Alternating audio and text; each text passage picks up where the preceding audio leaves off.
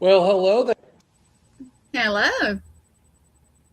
So, You're let me low. double check. We're Okay, having a little glitch, guys. Yeah. okay. Let me try again. So, All right. He's going to try again.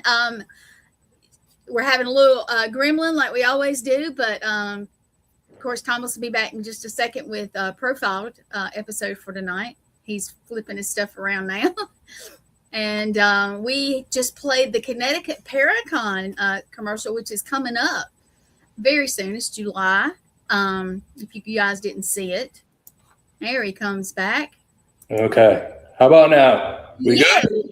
yeah. We always have a gremlin, so Yeah.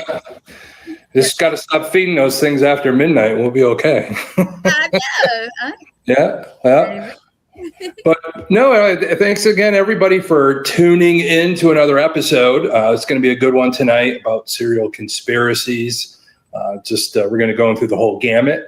But of course, first off, not only do I talk about serial killers and all that, it's part of the paranormal community, and we have a lot of events coming up. Just quickly, again, you saw the snippet. Connecticut Paracon's coming up July 11th. Again, www.paracon with two N's, just like you see down there, .org. Check it out. Tickets.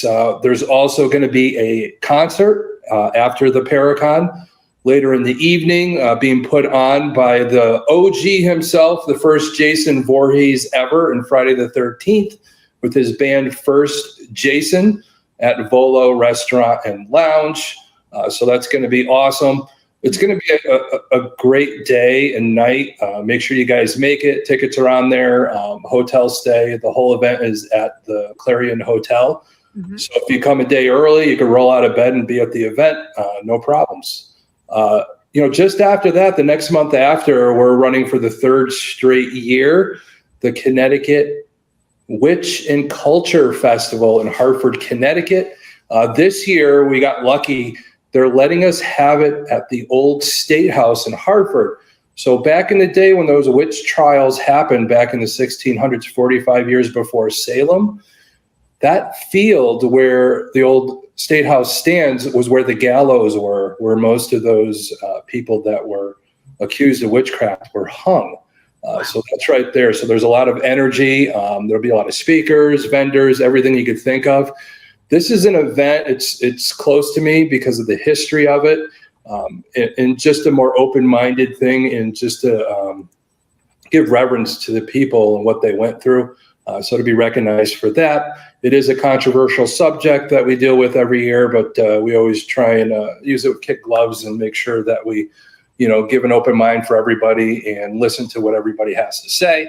Right. So, of course, after that, our next big event is in November, the Salem Paranormal and Horror Festival. It'll be at Salem State University on the South Campus.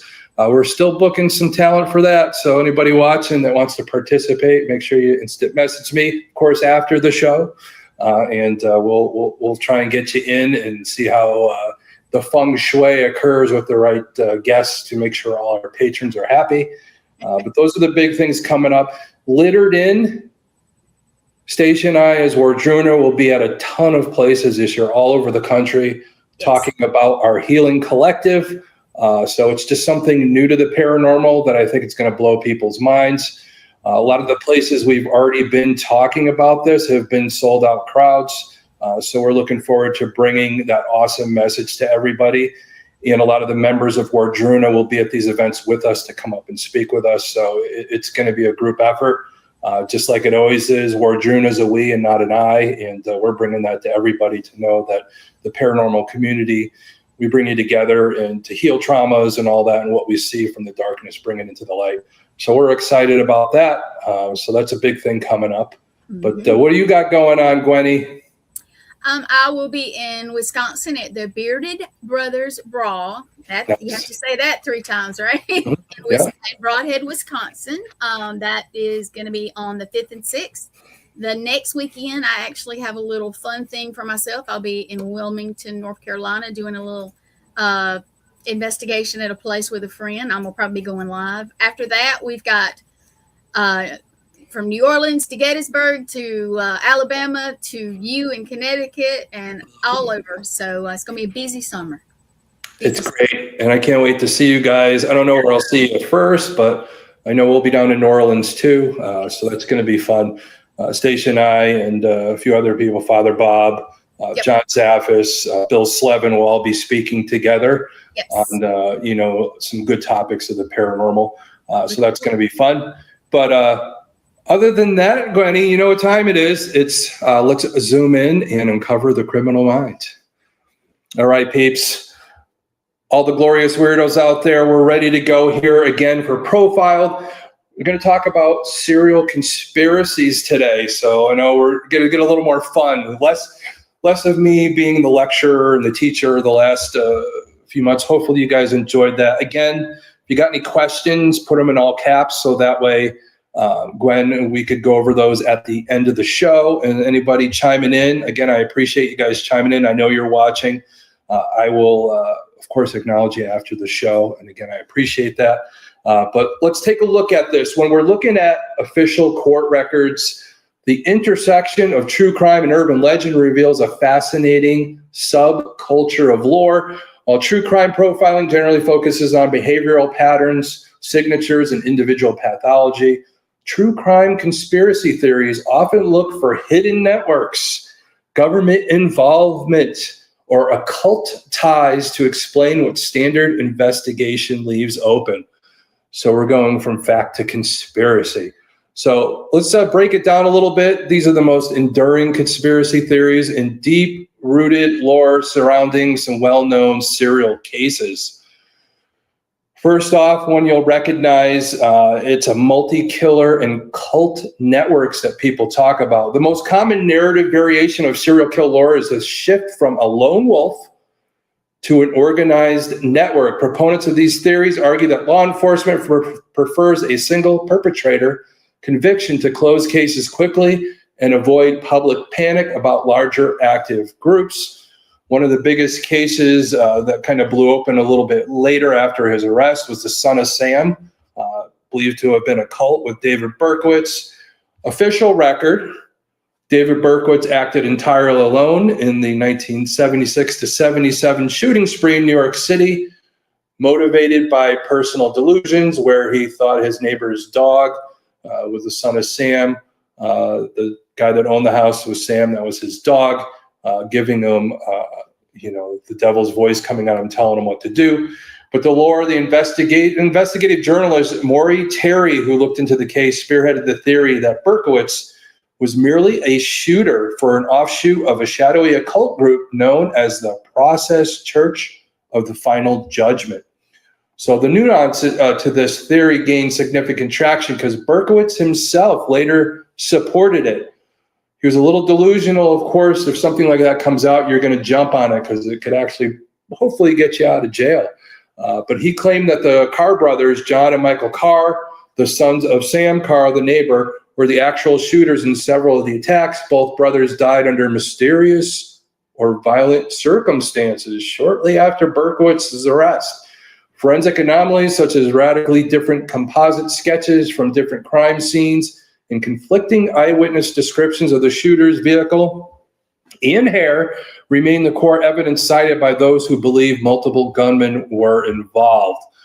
So that's a theory to look into. I know I'm kind of quickly going over it, but a lot of the stuff I talk about, I encourage you guys to jump in a little bit further because some of these stories are really cool. And I just want to try and get through a lot of them. Hopefully it'll pique your interest to jump into some other stuff. The other big lore was the smiley face killers, all right? Not to be mistaken with the happy face killer, Keith Jesperson. That was a cool redone movie about his life and all that. That was a really cool one if you could catch it. I think it's on Netflix or something like that. Check it out, the happy face killer. But the lore behind smiley face killers, which is never proven, the lore popularized by retired New York City detectives Kevin Gannon and Anthony Duarte.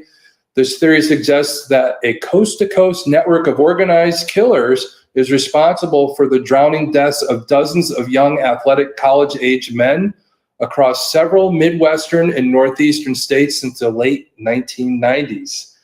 The signature, the theory links these geographically dispersed cases via a distinct piece of graffiti a spray-painted smiley face found near the water sites where bodies were recovered.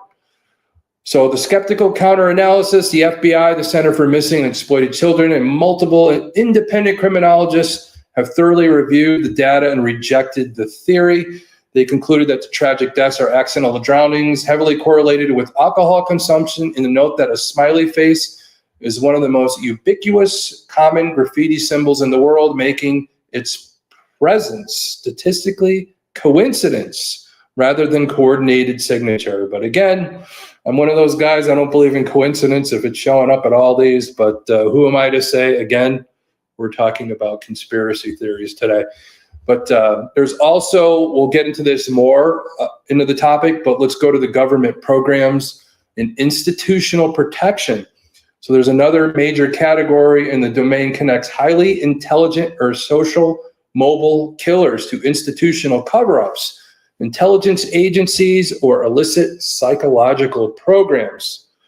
So let's talk about Ted Kaczynski, the Unabomber, and Whitey Bulger, the Boston mob boss, and MK Ultra. We're going to get more into MK Ultra in a little bit, but let's look at this. The fact, while Kaczynski, the Unabomber, was a domestic terrorist rather than a traditional serial killer, his case features a confirmed link to a dark piece of history.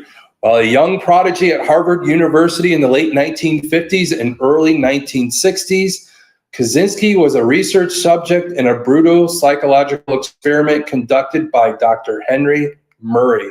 So the lore is Murray's research into breaking down human personality under extreme verbal abuse and stress was partially funded by the CIA's infamous MK Ultra mind control project. The theory suggests that the intensive psychological manipulation Kaczynski went under directly fractured his mind, inadvertently creating the anti-technology extremist he later became. Crazy. Some people actually think that because of his intelligence around that time, they don't know exactly where he was at certain times traveling around, that he might have been the killer, the Zodiac killer. He might have been the Zodiac killer, they say, but that's been disproven since. But that's the other theory behind so many people being considered the Zodiac killer. Of course, same thing with Jack the Ripper. Never really solved. So there's always throwing out theories and all that. And we'll get into that again also in a little bit. But the other part of it is the Boston mob boss, Whitey Bulger, was actually subjected to MK Ultra chemical testing while he was in prison in Atlanta, Georgia. Conspiracy right there. So there's also another cult club, the Finders Cult, in the Phoenix program. So the lore of this is in 1987, an investigation into a Washington, D.C. group called the Finders uncovered coordinates, telex messages, and training manuals that suggested a sophisticated international child trafficking operation. Is this the beginnings of Epstein and all that? Who knows? I don't know. It's all conspiracy. The part of it that they say is the conspiracy part. The investigation was abruptly taken over by federal authorities, and the files were heavily classified. This led to an intense speculation that the group was a front operation for the CIA used to gather intelligence.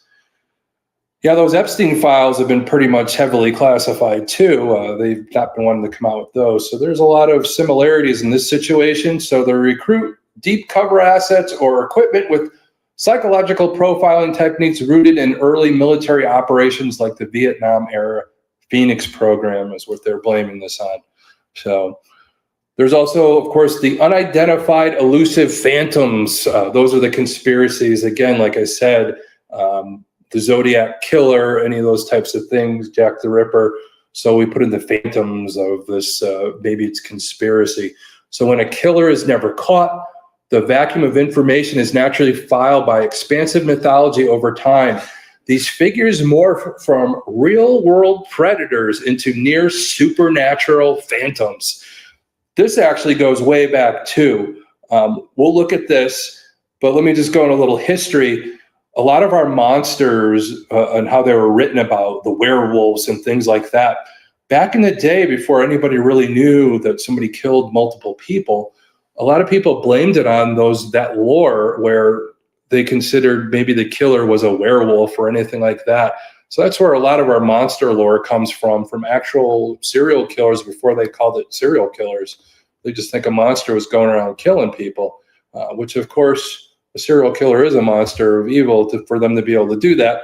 But back into the Phantoms, the Zodiac Killer and the Cipher Hoax Theory. The standard profile, a single, highly organized offender who terrorized Northern California in the late 1960s and the early 70s. Yeah, that puts the Unabomber around that time too. So that one still gets me, but again, another conspiracy. We could look into that at another time. There's taunting police with complex cryptic ciphers. So the radical counter theory introduced by some researchers is the hoax theory, posed that the Zodiac Killer never actually existed as a single person. Instead, the theory suggests that a series of unrelated homicides were committed by different individuals and a brilliant, opportunistic person, possibly a disgruntled law enforcement insider or a specific suspect with access to police files, wrote the letters and ciphers to tie the crimes together, creating a unified fictional monster that completely baffled traditional profiling efforts. Sounds like a good theory, but again, we put so much into that because, again, it's a phantom. We don't have a suspect, and that's what makes these things come alive as we talk about conspiracies. But behavioral profiling and true crime mythology, let's throw this together from an investigative standpoint. Analyzing these theories reveal a great deal about the human need for narrative structure. Of course, classic behavioral profiling relies on looking at the evidence to establish our modus operandi, MO, victimology, and signature, things we all have to look for when we're looking at serial killer incidents. So conspiracy lore, on the other hand, often emerges when the raw reality of a case feels too chaotic or senseless. Believing in an all-powerful occult network or highly organized government program, while terrifying, inadvertently provides a strange sense of order, implying that these horrific acts are part of a grand, deliberate design, rather than the tragic actions of a single, deeply fractured individual. Yeah, I think a lot in our lore, and to make us feel more comfortable, it's hard to put that much power into a single individual. That's why a lot of people have theories that it's more of a group. We really look at the JFK assassination, where a lot of the theory and lore behind that and the conspiracies go hand in hand. How could somebody take out a president by themselves? So they had to have had help. So that's where a lot of that goes into. You have your beliefs, I have my beliefs, but let's jump into the MK Ultra is always the biggest one. There's so much lore behind that. What happened? Who knows? Does it go into these people's DNA? We're going to talk about that. So the theory that MK Ultra, the CIA's covert mind control program, may have inadvertently or intentionally created a lineage of serial killers, is a prominent fixture in alternative history and conspiratorial criminology, while mainstream forensic psychology focuses on the bi-psychosocial model. These theories suggest a darker institutional origin. So let's analyze the primary arguments and the psychological frameworks used to support these claims. Let's look at it. The big one here, the Manchurian Candidate legacy. The core of this theory suggests that MK Ultra aimed to create programmable individuals using trauma-based mind control. Theorists argue that it is a subject was broken through severe trauma and reprogrammed, but then released or deactivated without proper reversal. The resulting psychological fragmentation could manifest as extreme violence. So the dissociative link, MK Ultra reportedly experimented with drugs like LSD, the sensory deprivation to induce DID. Of course, we talked about that last few episodes.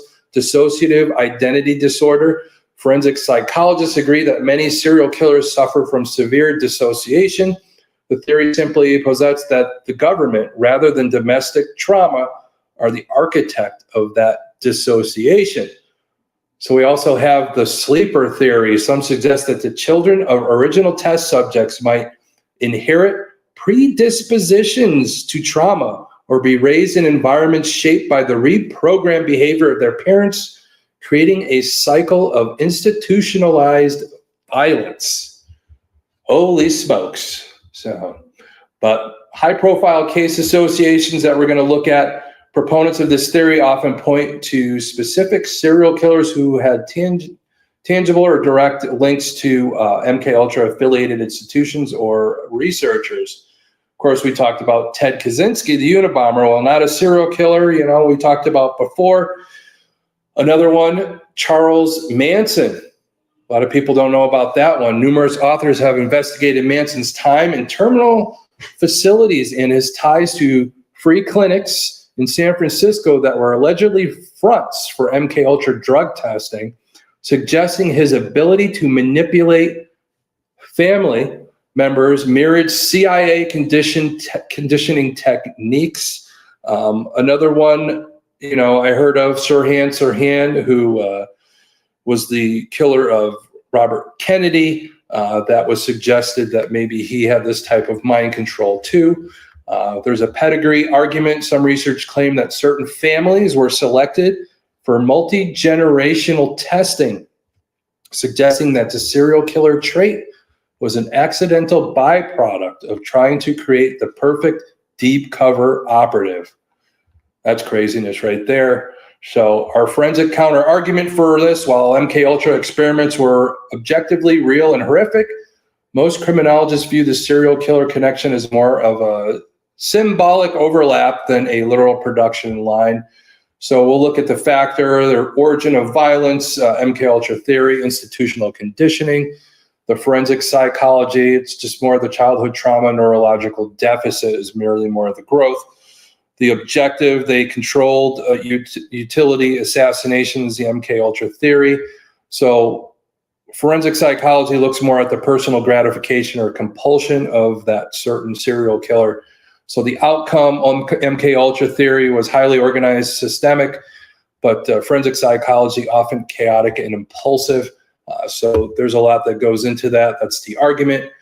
But there's also, again, like we talked about, that it might be in the DNA, so our epigenetics and our ancestry. A more scientific pivot to the ancestry questions involves epigenetics. Research shows that extreme trauma can leave chemical marks on genes, which are then passed down to offspring. If a parent was subjected to the high-intensity trauma of MKUltra, their children might be born with a hyperactive amygdala or a permanent fight or flight setting. When combined with the volatile upbringing, the biological priming could, in theory, lower the threshold for a person to develop sociopathic or violent tendencies. So let's sum this up. While there is no declassified smoking gun linked the CIA to the intentional creations of serial killers, the overlap between the methods used in MKUltra and the psychological profiles of certain killers remains a subject of intense debate among investigative researchers. Of course, if there wasn't a debate, there wouldn't be conspiracy, and we wouldn't be talking about it tonight, would we? So now, another big one, again, I mentioned Epstein earlier and all that, and how there's these connections with everything, but we're looking at serial killer connections. One of the biggest ones, if you want to look at the underbelly of the 1970s and 80s, Midwest true crime, there's three elements: the Ripper Crew, John Wayne Gacy, the Killer Clown, and Dean Carell, the Candyman, converge into one of the most chilling, interconnected conspiracy theories in modern criminal history. While mainstream history treats them as separate anomalies, alternative investigative theories suggest that they were all tentacles of the same monster, a highly organized, nationwide, elite protected pedophile and human trafficking ring. Sounds familiar, sounds very updated. Here's how the pieces of the dark puzzle fit together. So let's look at the common denominator. We're going to call this, the Delta Project with John David Norman. To understand Gacy and the Candyman connection, you have to look at John David Norman operating out of Chicago. Norman ran the Delta Project, a massive, highly organized, nationwide pedophile trafficking ring disguised as a boys' club. The Gacy link, Norman operated in Gacy's backyard, of course. When police raided Norman's Chicago operations, they found extensive address books and mailing lists. Furthermore, Gacy briefly employed a man named Philip Pesky, who was a direct close associate of John David Norman. Gacy himself frequently hinted that he did not act alone, once famously stating that he was merely the body disposal system for a larger operation. Now, the Candyman link down in Houston, Texas, Dean Carell, the Candyman, was systematically abducting and murdering young boys with the help of teenage accomplices.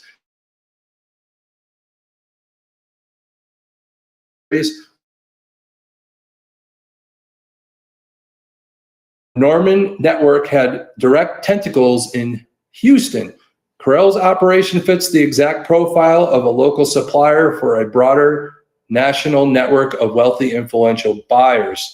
So Carell was getting help from teenagers. Gacy hired teenagers to help him in his business. So there is that correlation there that I just, with research, came back to my brain to mention to you guys. But the Chicago convergence, Gacy and the Ripper crew, that connection, moving into the late 70s and 80s, the focus shifts entirely to the Chicago area, where the overlap between Gacy's timeline and the rise of the Ripper crew occurs. The Ripper crew, led by Robin Gett, along with Edward Spreitzer and brothers Andrew and Thomas Kokorlis, was a satanic cult serial killer backpack that abducted, mutilated, and murdered as many as 18 women in the Chicago area between 1981 and 1982. The conspiracy connected them to Gacy relies on a stunning direct connection. Robin Gett worked for John Gacy. He was one of those teenagers, older kids at the time that were working for the construction business here. So Gett was a subcontractor for Gacy's PDM contracting business. He literally helped Gacy build things, and theorists suggest may have known exactly what was going on in the crawl space of Gacy's Norwood Park Township home.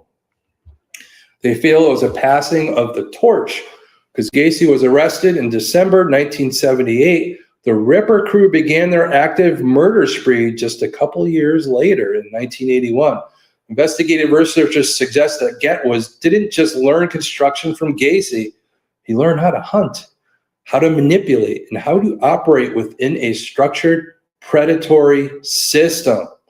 When Gacy went down, Gett allegedly evolved the blueprint into his own occult-driven network. Craziness. But we're going to look at the grand conspiracy of a national syndicate. When you tie the Ripper crew, Gacy, Carell together, this conspiracy shifts away from the lone wolf serial killer myth and points toward a structured syndicate. So you have, on the top, you have John David Norman, the Delta Project Chicago hub. Then you're going to have Dean Carell, the Candyman in Houston, Gacy, the killer clown in Chicago, employed and mentored Robin Gett, the Ripper crew, how it conspires into that serial killer family tree, whatever you want to call it, which is crazy right there. But core arguments of the conspiracy, the procurement network, proponents of the theory argue that Carell and Gacy were not just killing for personal gratification, but were running regional procurement hubs for wealthy, powerful clients. The protective umbrella for years, both Carell and Gacy managed to evade law enforcement despite massive red flags, mounting disappearances, and direct complaints. The conspiracy just suggests that they were protected by high-ranking political or law enforcement figures who were clients of the ring. Remember, Gacy was very involved in politics, so there's some theory behind that, but that could go really close on that conspiracy-wise. So there is that attachment that we have to look into. So again, everything I'm talking about, look into a little further, go down the rabbit hole like we love to do, and see what you could find. But an occult transition, the transition from Gacy to the Ripper crew represents a dark, ritualistic evolution of the same network. The Ripper crew operated out of a makeshift satanic chapel in Geck's attic, suggesting that the underground network holding these killers together had deep esoteric and cult-like roots. So while law enforcement officially closed these cases as separate entities, the overlapping timelines, shared associates, geographic proximity leave a trail of breadcrumbs that true crime profilers and researchers will all still debate today. Oof, that's a big one. So let's go a little deeper into it. You know, this theory always gets me. It's always very interesting because it involves two big name serial killers. So let's look more. The convergence of John Wayne Gacy and Dean Carell in Houston forms one of the more chilling and heavily scrutinized network theories in true crime history. So law enforcement officially closed, of course, both of these. The core of the theory frequently explored in the investigative documentaries like The Clown and the Candyman suggests that Gacy and Carell were not operating in vacuums, but were instead highly active nodes in a nationwide underground network of child exploitation and trafficking, like we talked about. So we're going to dig a little deeper. The core node, Chicago to Houston. So Gacy, operating out of the suburban Norwood Park Township just outside Chicago, Gacy murdered at least 33 young men and boys between 72 and 78. Gacy utilized his construction company, PDM Contractors, his political connections as a Democrat, precinct captain, and his community status to deflect suspicion. Dean Carell, the Candyman, in Houston, Texas, from 70 to 73. Carell, whose family owned a candy company, abducted, tortured, and murdered at least 28 teenage boys. His operation relied heavily on two teenage accomplices, David Brooks and Elmer Wayne Henley, who lured local youth to Carell in exchange for cash payments. So the evidence fueling the network theory, the theory that a pipeline existed between Gacy's Chicago operation and Carell's Houston network, is built on several startling overlaps, shared geographic anomalies, and missing pieces of evidence. We'll look at the Delta Sigma Chi fraternity ring. One of the strongest circumstantial threads involves a multi-state network operating under the guise of an illicit underground ring known as Delta Sigma Chi. Investigators and researchers uncovered evidence that the ring comprised trusted institutions, include youth organizations and community groups, to identify, groom, and traffic vulnerable runaways. The Pied Piper procurement model. Both killers relied on an organized system of scouts or accomplices to harvest victims, while Carell used Henley and Brooks. Gacy's construction payroll was filled with young men who disappeared, and survivors reported that other adults were frequently present in Gacy's home during their captivity. The missing victims and timelines. Gacy traveled frequently, including documented trips to Houston area during the exact years Carell's ring was at its peak. Furthermore, several of Gacy's victims were never identified, and thousands of photographs of unknown young men were recovered from Gacy's home, hinting that his reach extended far past the bodies found in the crawl space. The John Prowler reports in the mid-70s, Chicago's uptown neighborhood, a frequent hunting ground for transient youth, was plagued by reports of well-dressed man named John cruising for young boys. Despite numerous tips, brief police stops, the system consistently failed to prosecute Gacy for years, sparking persistent rumors of high-level local protection or systemic cover-ups, which goes on a lot, the whole thing, even with now what we're dealing with the Epstein files and all that, high-end political people, law enforcement, supposed movie stars and all these other people with money and what they're up to and what's going on.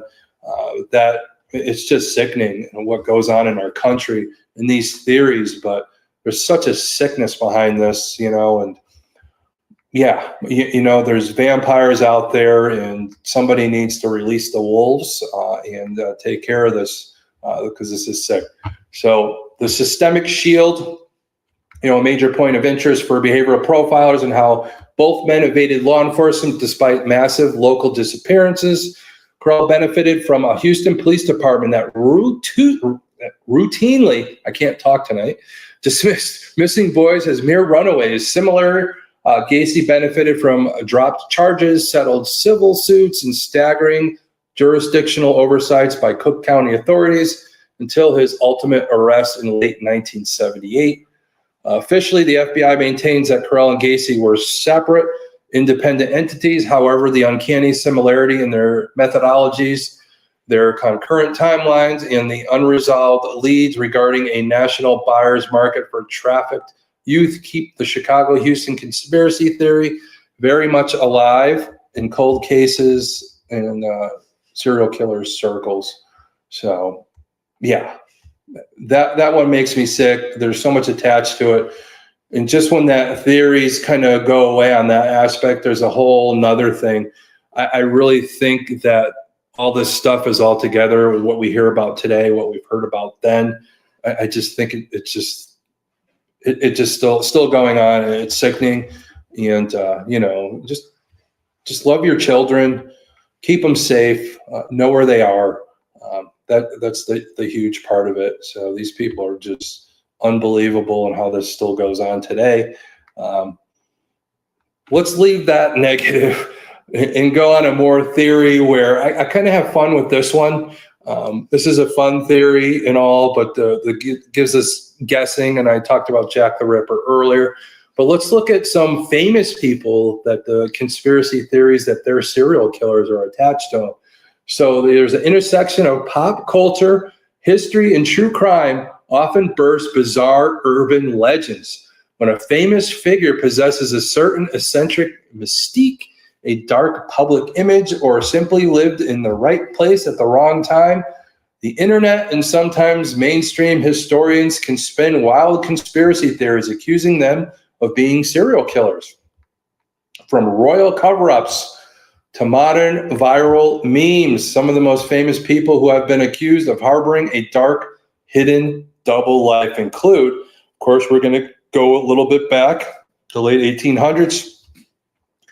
Prince Albert Victor. Was he the royal Jack the Ripper? One of the oldest, most enduring historical conspiracy theories involves Prince Albert Victor, known as Eddie, the grandson of Queen Victoria and second in line to the British throne. The theory, proponents of the royal conspiracy suggest that Prince Albert Victor committed the infamous 1888 Jack the Ripper murders in London's Whitechapel district. Variations of the theory suggest he contracted syphilis, went insane, and committed the murders in a fit of madness, or that the murders were a massive Masonic cover-up orchestrated by the royal physician Sir William Gull to eliminate women who knew about a secret illegitimate child the prince had fathered. So the reality of it is there's no hard evidence connecting the prince to the crimes. Official records show that during several of the murders, Prince Albert Victor wasn't even in London. He was at a Balmoral in Scotland or visiting family elsewhere. So we took that one out. So there's so many theories behind that, and the list goes on with the Jack the Ripper one. But there's another thing, Lewis Carroll, his literary cryptogram. Always talk about going down the rabbit hole. This is where it all starts. So the celebrated author of Alice's Adventures in Wonderland, he was born Charles Dodson, was also found himself in the crosshairs of ripperologists. The theory in 1996, author Richard Wallace published a book claiming that Lewis Carroll was the true identity of Jack the Ripper. Wallace claimed that Carroll, traumatized by severe upbringing, suffered a psychotic break, and the proof allegedly lay in Carroll's books and letters, where Wallace rearranged sentences into complex anagrams that read as graphic confessions of the Whitechapel murders. The reality, the theory is widely dismissed by criminologists and literary scholars. Critics pointed out that by using Wallace's exact anagram method, you can take almost any text, including children's nursery rhymes, and rearrange the letters to make it sound like a murder confession. Carroll had no known history of violence. That would be a weird one. That's really going down the rabbit hole on that one. But the other one, of course, is the theory. This one's brought up a lot. This is a good theory. I like this one. This is a fun one for me. Again, these are two serial killers that were very infamous, and they think they're both just one and the same. That's the H.H. Holmes being a multi-continent killer So infamous as one of America's first documented serial killers, famous for his Chicago murder castle during the 1893 World's Fair. However, a massive conspiracy theory pushes his body count across the Atlantic. So this is the theory. A popular theory promoted heavily by Holmes' own great-great-grandson, Jeff Mudgett. Jeff is a good guy. I've seen him on a lot of podcasts. I'd love to interview him soon, maybe on this broadcast. We'll see if we could hook up with him to talk about his great-great-grandfather. So he argues that H.H. Holmes traveled to London in 1888 under an alias, and it was actually Jack the Ripper. The theory lies on similarities in their handwriting, the surgical precision used in some of the Ripper mutilations. Holmes was a trained physician. The ship logs allegedly showing Holmes traveling to England at that time. The reality, while highly cinematic, which it would be cool if it was true, but that would be so wild. But of course, there's no proof of it. But the timelines, actually do not match. Most historians point to documentation placing Holmes firmly in Chicago and parts of American Midwest during the autumn of 1888. Furthermore, Holmes verified modus operandi, his MO, killing for insurance fraud, financial gain, and utilizing gas and traps in a controlled environment. Again, even the gas and traps thing and all that, that's how he built the murder castle. But when it was investigated, there was no proof that anybody was actually killed in there for any reason. So that's another conspiracy too, that's what it was built for, but I don't think it was ever used for murder. There's no proof of that. But, it drastically differs from the Blitz-style street attacks that Jack the Ripper did. So that's kind of out the window. So there's been some theory that by mitochondrial DNA, that there was a Polish barber that was actually the Jack the Ripper, but that's still up in the air. Another big one, again, we've been talking about, the old P. Diddy and all that stuff, but Beyonce and Jay-Z, are they pop culture masterminds? In the digital age, TikTok and internet forums frequently birth massive modern urban legends.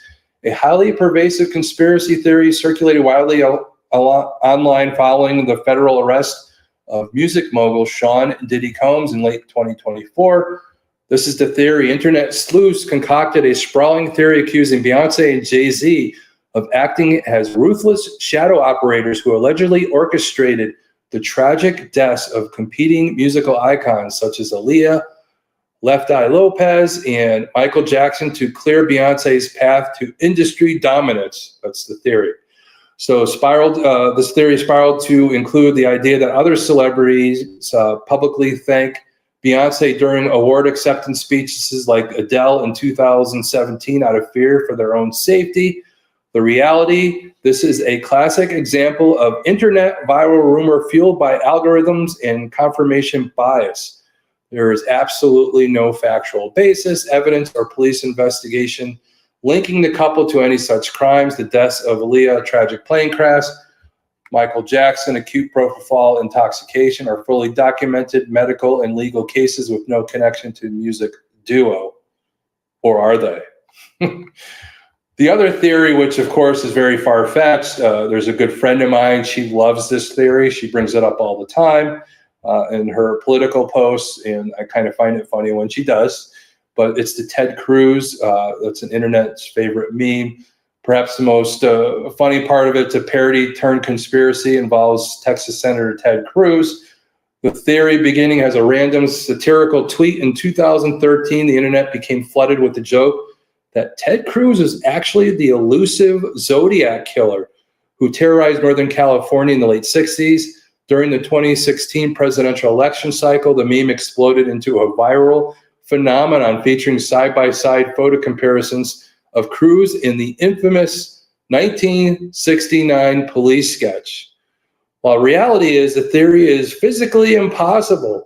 The Zodiac murders began in 1968 and primarily took place in 1969.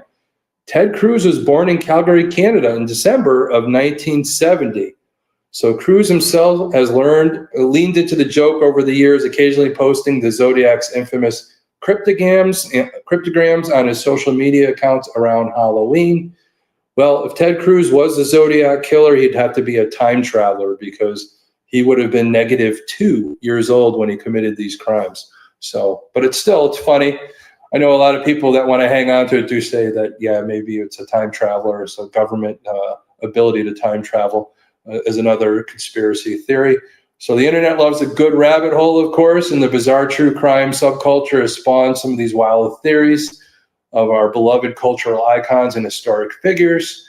When you dig beneath the sensational headlines, these serial killer conspiracies actually reveal a mix of long-running comedy bits, mistaken identities, and some very real macabre history.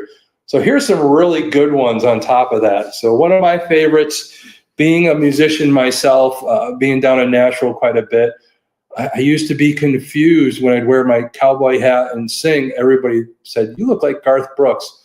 I think that took out my music career because I looked too much like him at the time. So it's like, oh, we already done that.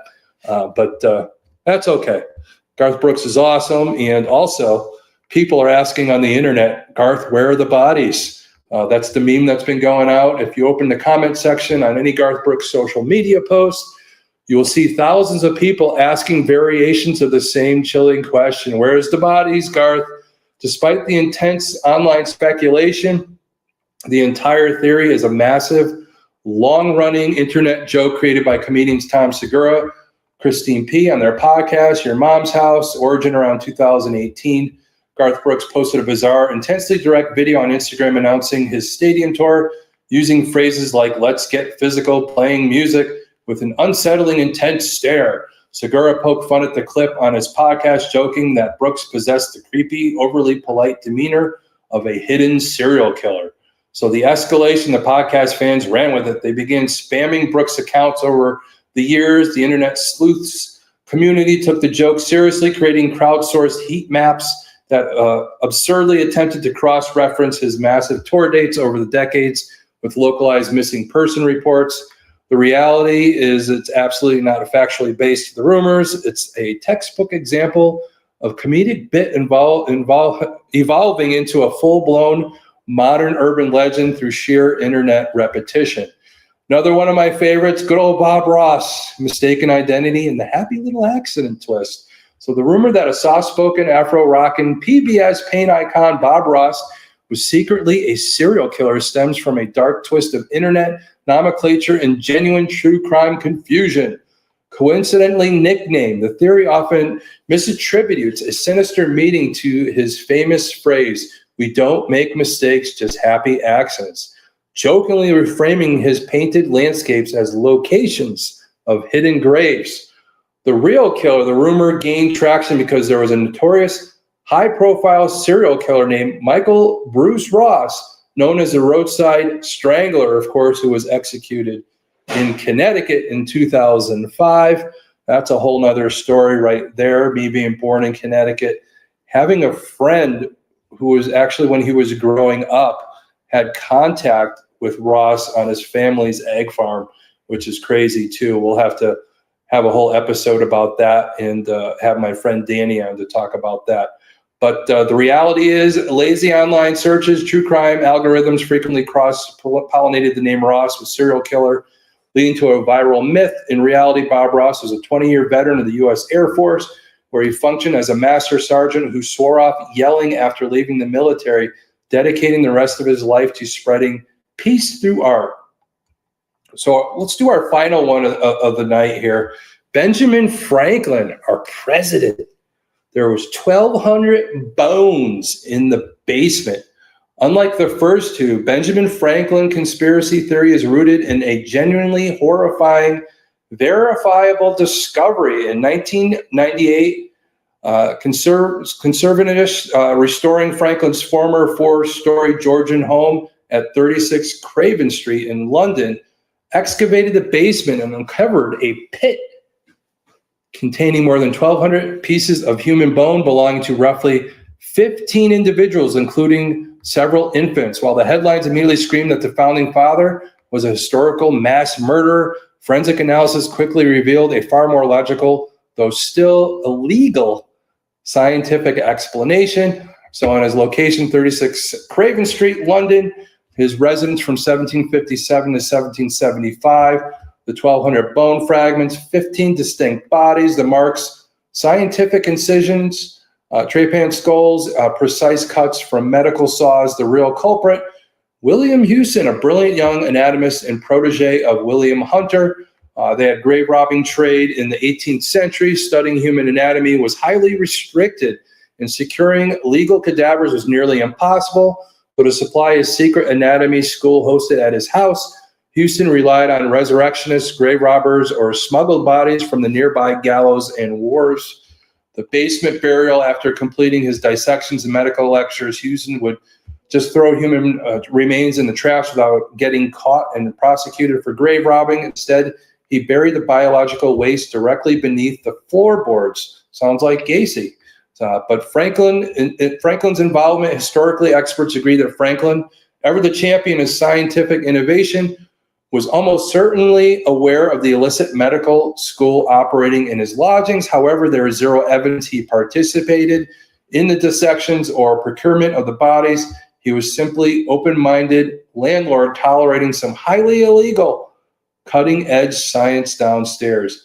So each of these cases highlights how easily the public can spin a narrative, one born from a podcast meme, or one shared last name, and one a 200-year-old medical secret.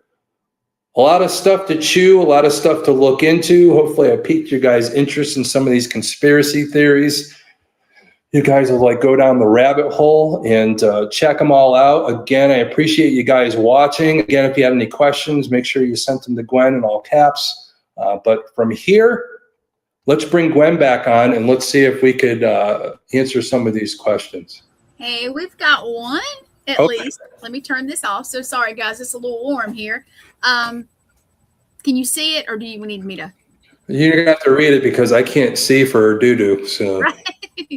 I'm probably going to butcher this name. It's Leea. So I'm going to say Leah. If it's wrong, please correct my friend Leah, she's great. She's been in a lot of our Kinetic Paracon stuff like that. She's a great psychic. Yeah, she's a great psychic medium, very lovely person.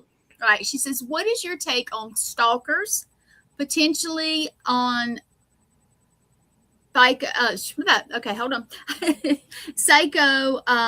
systemic path to serial killer ?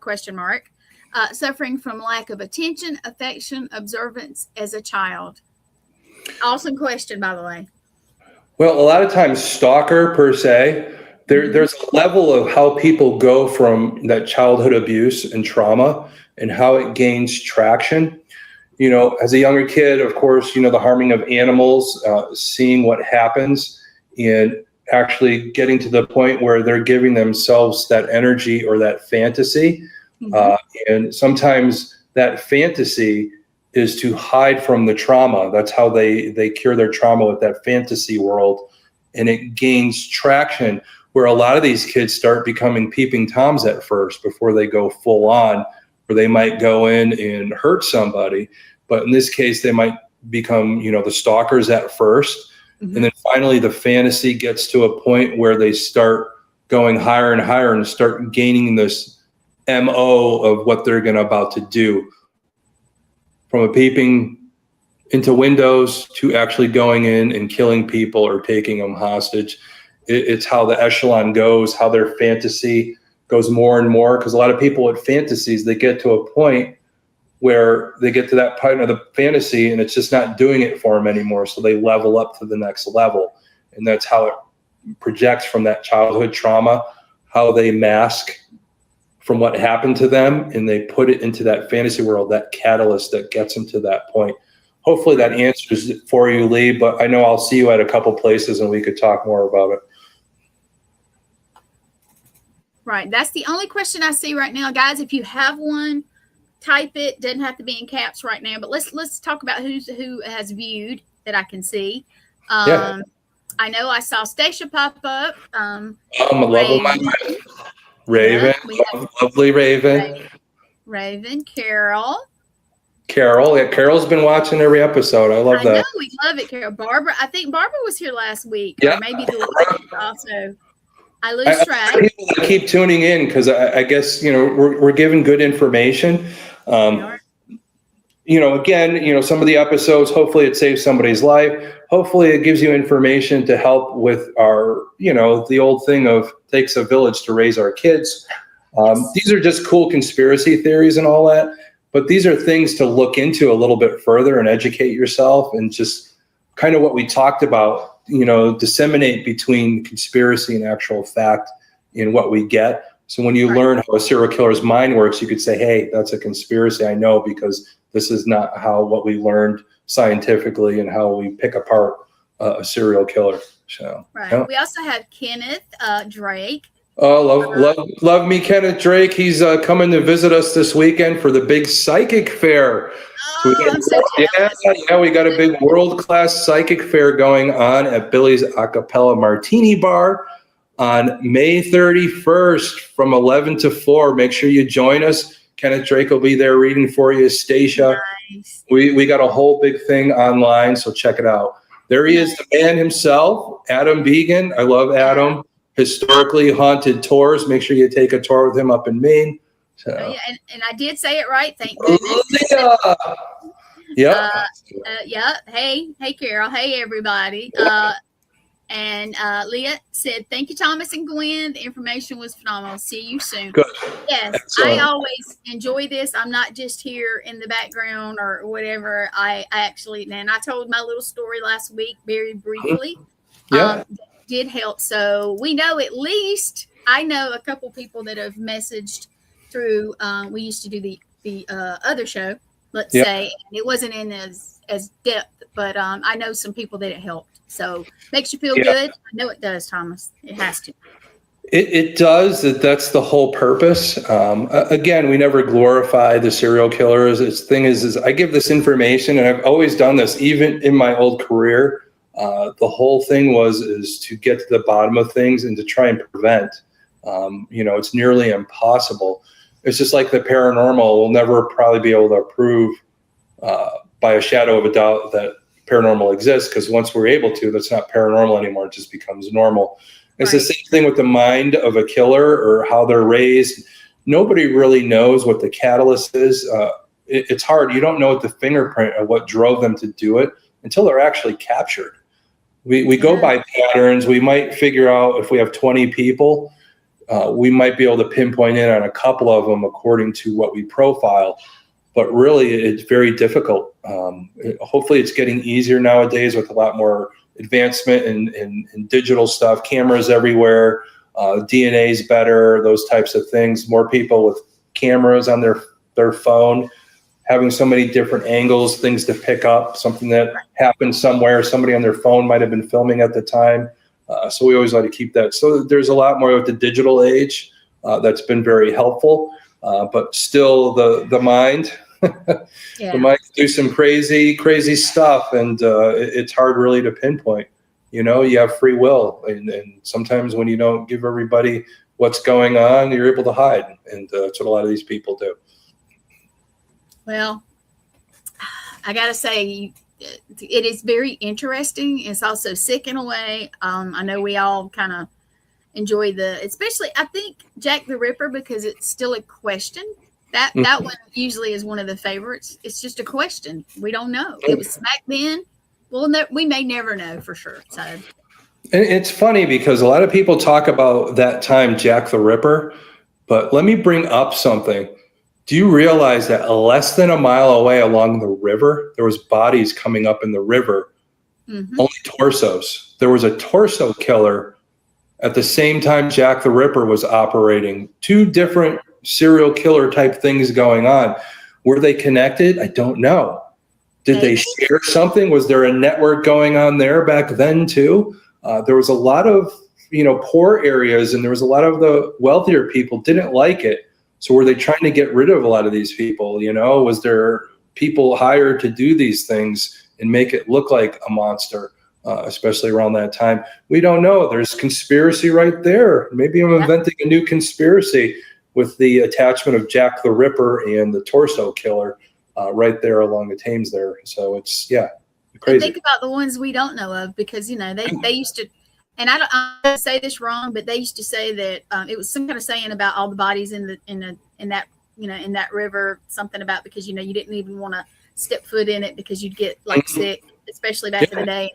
Yeah, I mean, think about how many bodies they never found there, and who knows? Yeah. Who knows? So yeah, it's very There's interesting.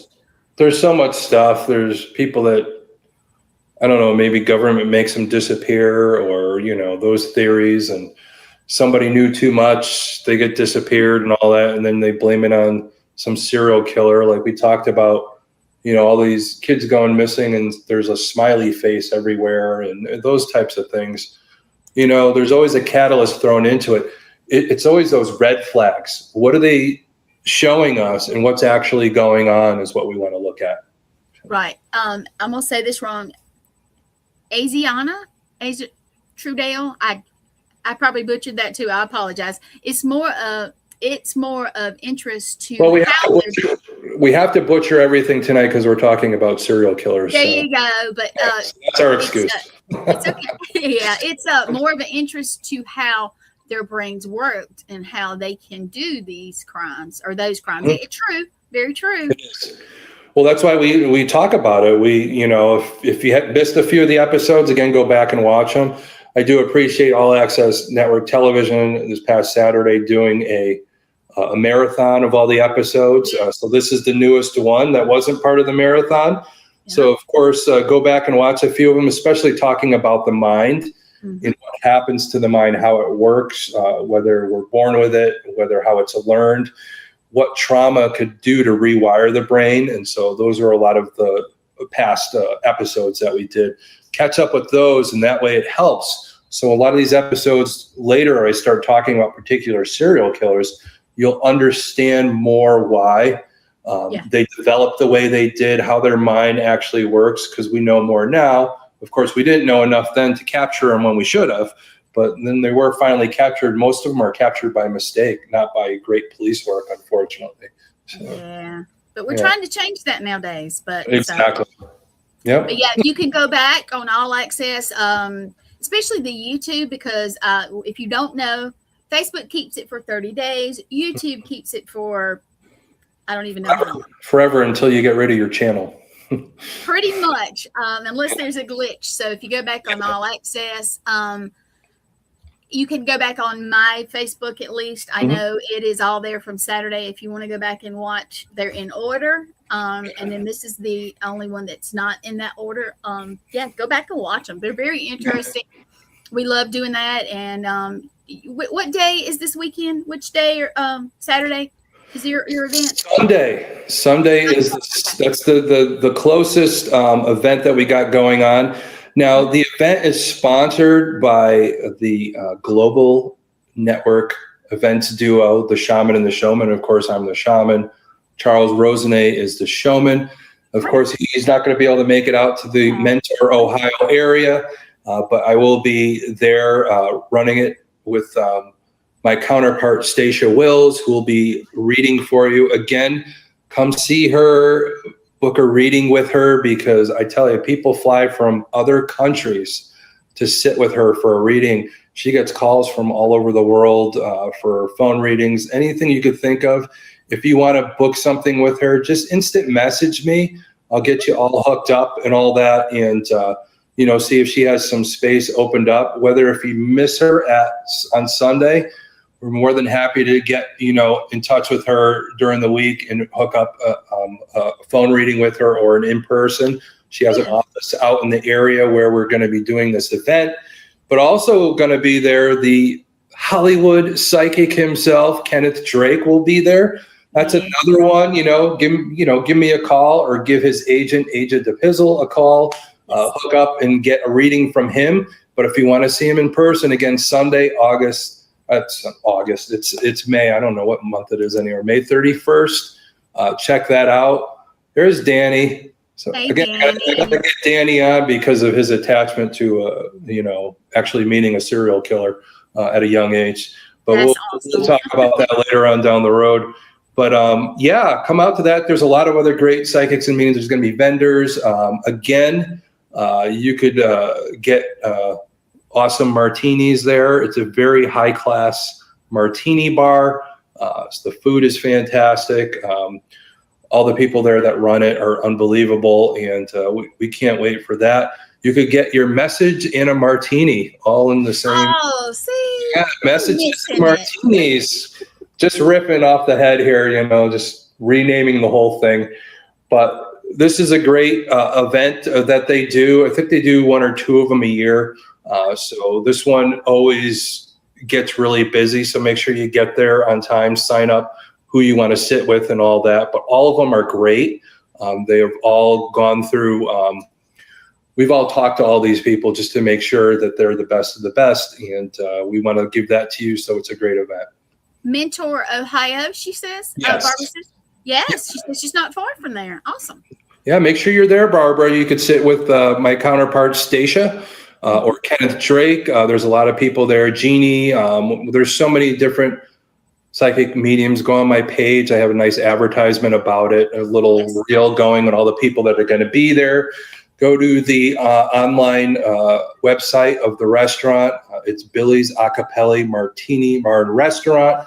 Check out everything on there. So we'll see you guys all on Sunday. If you're in the area, make sure you come. And again, if you can't make it, again, a lot of these psychic mediums do phone readings and all that, like Stacia does, Kenneth Drake, Jeannie does more of her card reading and all that other stuff. But there's so many different things going on. I wish I could remember everybody's name. But there's going to be some great people there. And Tom, tag me in it, and so everybody can see it, just in case they go across my page too for something else. That'd be great. Yeah, and again, we got tons of other stuff right after that. June 6th at the Haunted Hillview Manor is another psychic fair that we'll all be at. Actually, Raven Wolf will be there. So one of our people on All Access Network Television, she'll be there reading for you. Of course, Stacia will be there. There's going to be a lot of different people there. We're excited for that one. Also, because Haunted Hillview Manor is such an awesome place. If you do come, make sure you donate to Save the Roof. If you can't make it, just send in your donations, www.hauntedhillviewmanor.com. We'd love the help. We'd love to see you. You have to go online and sign up for your spot. I know it's June 6th.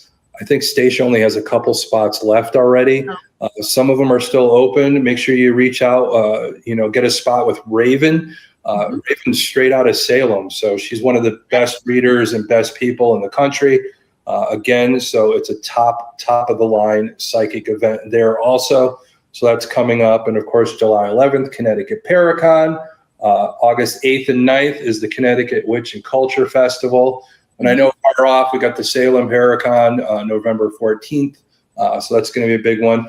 Littered in, again, is a lot of other things. We got HillCon, of course, back at Haunted Hillview Manor. We're going to be accompanying John Zaffis on June 27th, along with Mary Jo Chudley from Penn Paranormal. We'll be accompanying John Zaffis's appearance at Haunted Hillview Manor. So it's a day with John Zaffis and an investigation classes. Learn from the Godfather himself.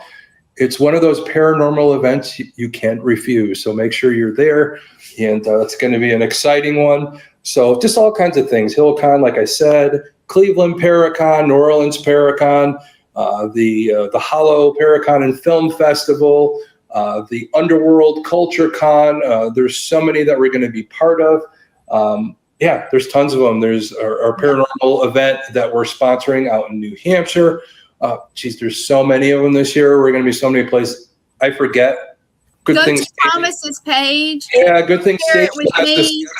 I don't know them all either. Yeah, there's like a bazillion podcasts I'm on. It's like I wake up in the morning. I was like, okay, what am I doing today? It's just I freeze sometimes. But I do this all for everybody. To help out, to get the word out. Of course, with Wardruna, our healing collective, we're going to be all over the place talking about that. Make sure you come and hear our talks and all that. It'll blow your mind. It's a great thing. It's going to put the paranormal on its head. And the great thing about it is it's a healing thing. It's not just paranormal. It's just everything in a whole, because not everybody needs to have some healing. And it isn't just paranormal. We just happen to be in the paranormal because believe it or not, most people that have the most trauma are chasing their own demons, and they end up in the paranormal. So what better place to be, I guess. So we deal with it all the time. But Hey, do you know what your subject is going to be next week, or is that to come? I don't know yet. It's one I'm going to have to put my brain to. Unfortunately, this week has been crazy, and my mind hasn't been quieted all week, and it's a lot of stuff going on. But after we get off and I've gotten this one out of the way, I'm actually going to put my last 2 brain cells to work and see what we could come up with for next week. Well, watch out for it. As soon as he sends it to me, we'll put it out, and he'll put it out too, and he'll tag me in it, and we'll get it out there. And we got another show in just a few minutes, so we're going to have to get off here in just a minute. But Thomas, great episode as always. Okay. Thank you, my dear. And since we're at the end of the episode, you know, of course, what I say before we get off anything or anytime I do a reel. Yes. Everybody, let's go down the rabbit hole again.